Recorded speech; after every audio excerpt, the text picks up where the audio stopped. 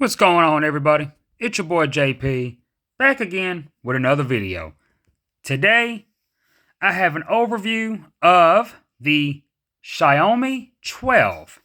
And this is the regular, or the standard, the vanilla, however you want to say it, Xiaomi 12.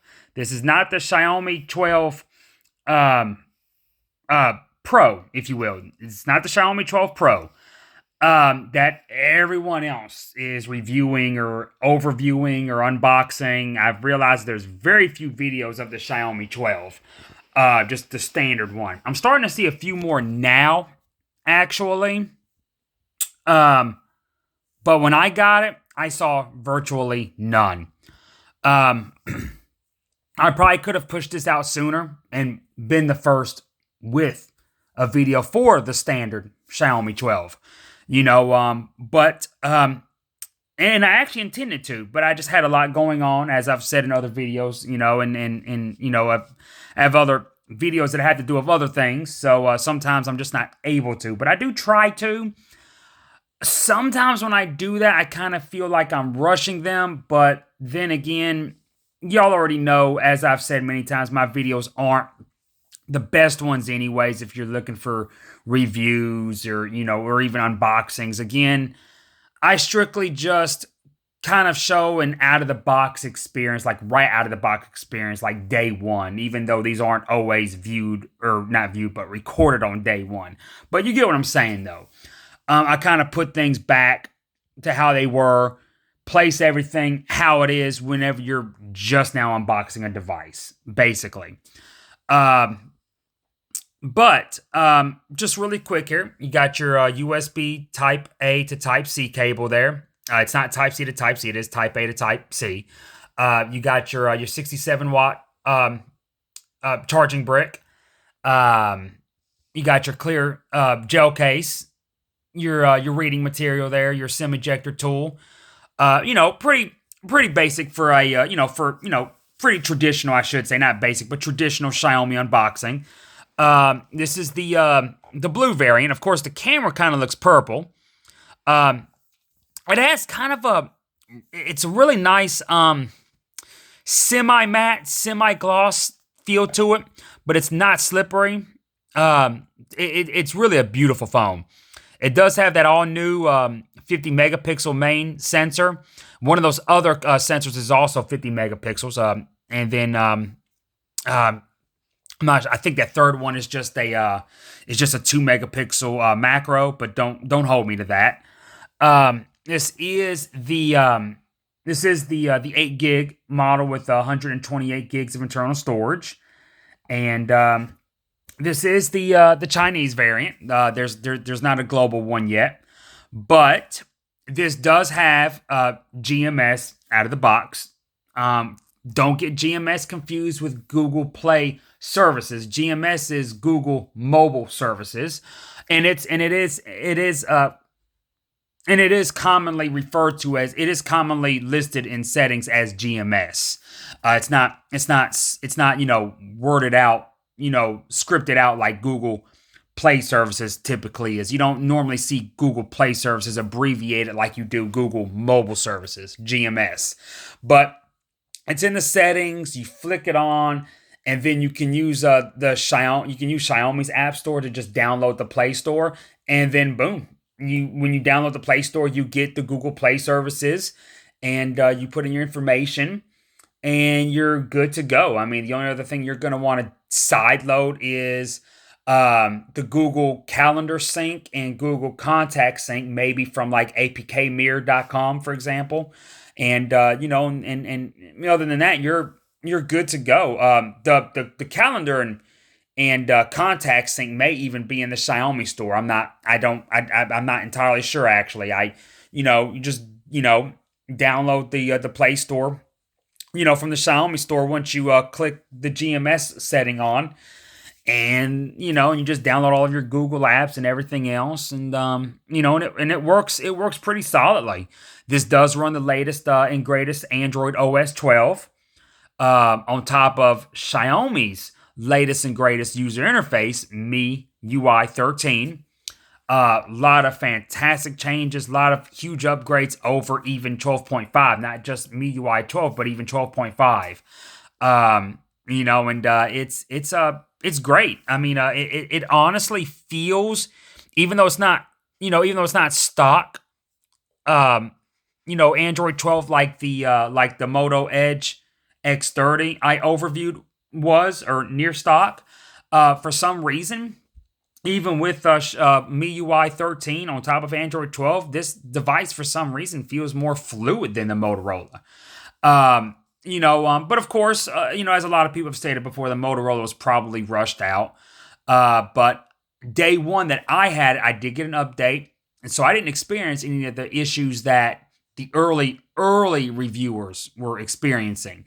Reviews that I said and still feel were too early, because as other reviewers like Jay Will has said before, you can't review a device in just a couple of days, and I do agree with him on that. I mean, again, he says it takes a good month. I disagree with. I would say a couple of weeks, but he is right when he says you can't review a device in just a couple of days. So and I just kind of think that people just rush to say they were the first to review a Snapdragon 8 Gen 1 powered device. And speaking about the Snapdragon 8 Gen 1, that's what this phone right here is powered by. Even the standard vanilla model right here is powered by the Snapdragon 8 Gen 1, not the Snapdragon 870, which is what the Xiaomi 12X is powered by, which is the same size and really the same general look of this phone.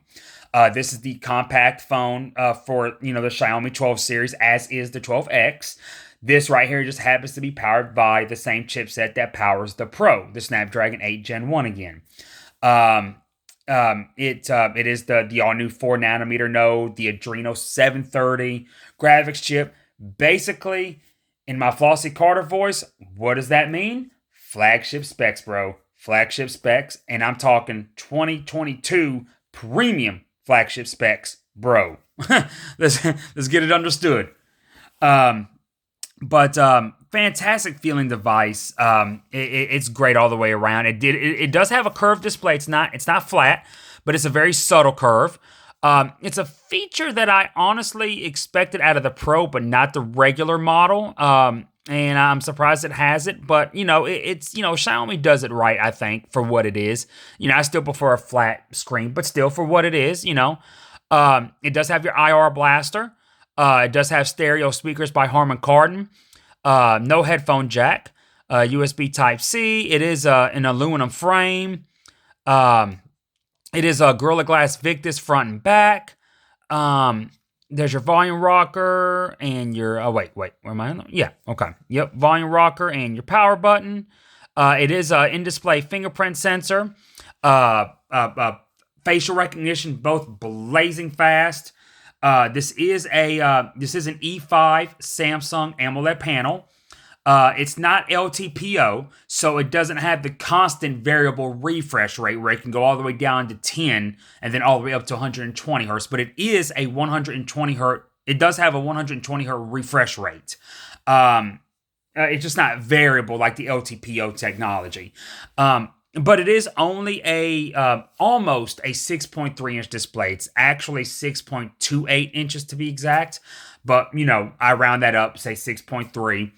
And it's a little smaller than what I like. I do prefer the screen size of the Pro. The screen size of the the Edge X30, I have to say. And I do have a phone coming in next week that will probably be my favorite Snapdragon 8 Gen 1 device, at least for the foreseeable, next couple of months, which is the Realme GT2 Pro. That is a 6.7 inch screen. It's flat. It's E5 AMOLED. Not the E4 like the Motorola. E5 like this, but larger. Matching the Motorola. Again, just a better screen technology. And from the videos I've seen of that, of course it runs the Realme UI, but it's just Color OS 3.0 on top of Android 12. It's pretty reminiscent of the also released but first in China for some reason. The OnePlus 10 Pro, which I think the China release, like Unbox Therapy said today in the video I saw he posted today, it's probably has to do with the merge of OnePlus and Oppo. And of course Realme is an Oppo brand, so it makes sense that the Realme GT2 Pro has a lot of similarities to the OnePlus 10 Pro or OnePlus 10 series. I think the 10 Pro is a little bit better than the GT2 Pro. I'm not sure, honestly. I should just kind of keep that to myself right now because I really don't know. But I say the 10, I changed to the OnePlus 10 series instead of just specifically the 10 Pro because I know that there's going to be a regular 10. And I think it'll still have the Snapdragon 8 Gen 1 like the Pro. Um, but there's going to be relations there. Obviously, they're the same company, stuff like that. One's going to do something better than the next, and something better than the other, and vice versa, etc. You get it. But fantastic phone.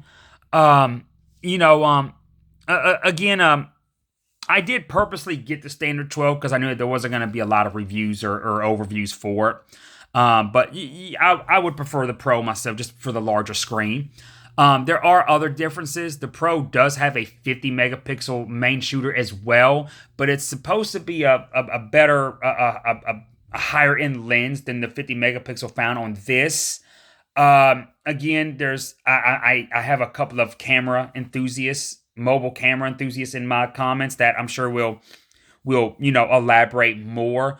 There are other differences as well besides just the size and that slight that difference with the lens.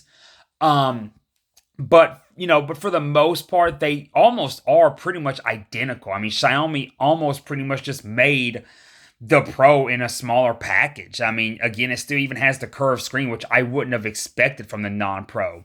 And again, I prefer the flat. I wish the Pro had the flat screen. That's why I like the Realme GT2 Pro, because it's flat and it's larger and it's also an E5. It just kind of has everything I want. In the videos, it looks like it is just as fluid as this phone, which means it's gonna probably be more fluid than the Motorola. Anyways, though, hope y'all have enjoyed this overview. Hit me up in the comments. I am trying to go over some comments from some of my previous videos, so bear with me. I know I'm pretty bad about that, but anyways, I hope y'all have enjoyed this for the most part, and I will catch you on the next video. Obviously, I got one coming up for the Realme GT2 Pro, and I will catch y'all then. Peace out.